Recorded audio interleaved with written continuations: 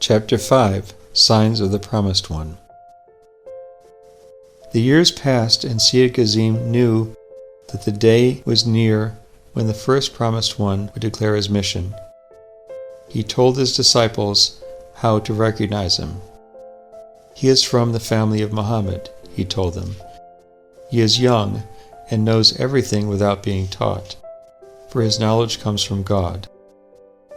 He is of medium height, does not smoke, and is very spiritual." One day he was talking to his students about the Promised One when a young man entered the room and quietly sat by the door. A ray of sunlight shone through the door and onto his lap.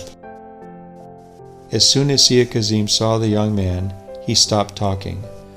His students were surprised and begged him to continue. "What more shall I say?" said their teacher, looking at the youth. "The truth is clearer than the light that has fallen on that lap." The students looked at the young man sitting humbly by the door. He came from Shiraz, in the neighboring land of Persia, and was not one of Sia Kazim's usual disciples. They saw the ray of light on his lap, but did not understand what their teacher was trying to tell them. They did not realize that the young student was the Bab, the gate of God, the Promised One they were waiting for. At the time, he was just known as Ali Muhammad.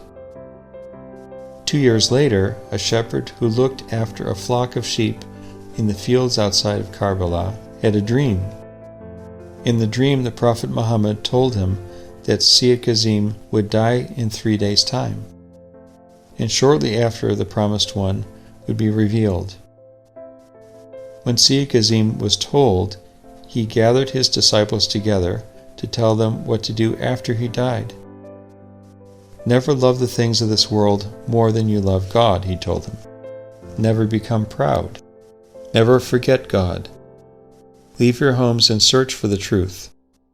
Pray that God will give you strength and will always help you. Don't give up searching until you have found the Promised One." 3 days later, Sia Kazim died, just as the shepherd had dreamed.